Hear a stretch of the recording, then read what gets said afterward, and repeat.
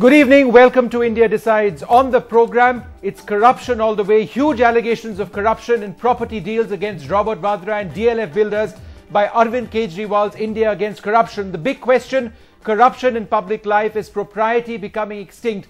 We'll also be discussing the fallout of the irrigation scam in Maharashtra, with the Congress asking for the BJP President Nitin Gadkari's resignation. Well, that's the big story that we're going to debate. And joining us now is the Law Minister, Mr. Salman Khurshid. Sir, thank you very much for joining us this evening. Lots of allegations have been made by India Against Corruption against Robert Vadra. The first one is that DLF builders, one of the largest builders in the country, gave interest-free loans to Robert Vadra. This, India Against Corruption says, is a sign of something unfair having transpired. Well, they see a ghost in everything that moves. And I'm not sure that after what they did in the past, accusing 15 ministers, including me, of corruption, and also the Prime Minister, and not even sparing the person who we all knew would be President of India, whether we should really be taking what they're saying is very seriously.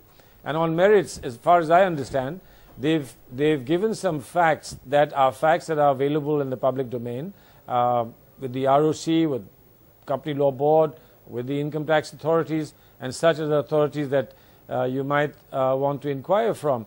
Now, from there, they then interpret that this would inevitably lead to a conclusion of corruption. How they can do that, whether this is a sort of behavior that we should be accepting in this country, that we should be condoning people accusing anybody and everybody of corruption simply because they disapprove or disagree with the decision that's been taken. No substantive proof has been given, not even the extent that you need a proof to proceed with an inquiry. Now, Mr. And Khurshid, I think, the therefore, Congress besmirching the... Mr. Khurshid, I'll come. I mean, lots of things to ask you, but these allegations per se aren't new. They've been doing the rounds for more than a year. There was an article which actually appeared about it. The timing of these issues being raised, do you feel that that is suspicious? Well, I mean, you know, I don't want to fall into the same trap that I start suspecting everything because they suspect everything. Right. But certainly, if you ask me to reflect upon it, if this was all available, and it was available with them also presumably, why did they save it up for this time? Was it because they felt that this would be part of their grand manifesto of the political party they wanted to announce? Or is it that they had this in reserve, and when they found that their party was a non-starter, was a stillborn party, they thought that they could inject some life into that party by producing this and creating a sensation across the country? There could be many, many reasons for it. But I think at the bottom of it, frankly, I believe it's this highly irresponsible and extremely, extremely untasteful manner in which they've done this has to be condemned. Okay, well, also joining us at this stage, belonging a prime member of India Against Corruption, Mr. Prashant Bhushan. Mr. Bhushan, Mr. Khurshid just mentioned, I don't know if you heard him, that IAC and the political party that Mr. Kejriwal is forming is essentially a stillborn party. You needed to rake up certain issues and you've gone ahead and done this. How do you respond? Well, we have not yet registered our party, but we have certainly announced an intention to form a political party. This is something, this exposure of corruption, we have been doing from the inception of India Against Corruption for the last 2 years. Even recently in May this year, we had done an expose of 15 senior ministers of this government, pointing out that there are serious prima facie allegations of corruption against them which need to be investigated. The issue that we had raised was, who will investigate these? But Mr. Bhushan, let's stick to the allegations that you made today. Let's stick to the allegations you've made today. And what the government and the Congress has been saying is that, look, you haven't put out any evidence whatsoever that these are just wild allegations. It's actually appeared in the print media about a year ago.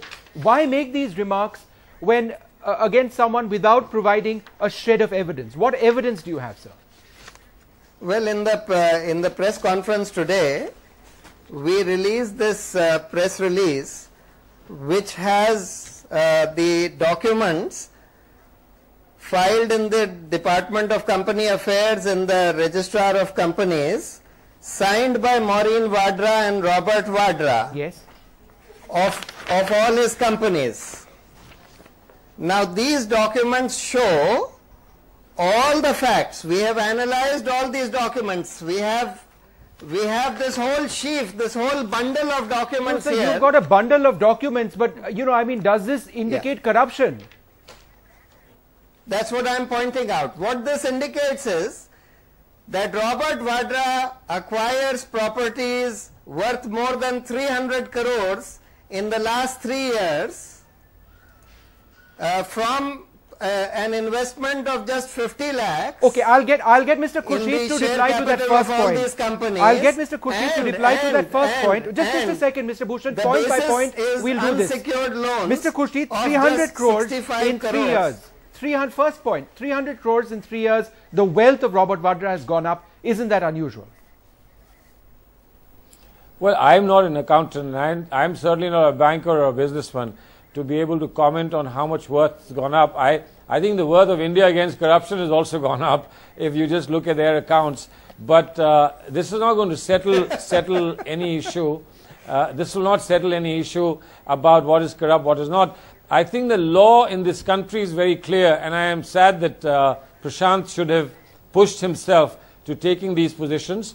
The law in this country is very clear that there has to be a quid pro quo. There has to be some substantive evidence of quid pro quo, of wrongdoing. If you take advantage and you get a benefit of something that's available to many people, but you are the best equipped to take advantage of that opportunity, that cannot be corruption. Everything you disagree with, everything you envy, everything you think somebody else that you don't like has got is not corruption. And going back to the 15 ministers, I was called corrupt by Mr. Prashant Bhushan because I disagreed on the law with him. And he disagreed with the law on me, but that was thrown out by the Supreme Court. Now, he then should be called corrupt. Now, this is not the way you're going to take discourse in this country forward. Okay. Let's be sensible and let's fight corruption if it exists. We will join hands with anybody. But to call people corrupt because you don't like them or you have some kind of an allergy to them, I'm sorry, is not the way to take this matter forward. India's #1 news app just got even better. Download NDTV's new app. Fully optimized for retina display. Full screen view. Faster response time. And Sudoku. NDTV's new iPad app. Download now.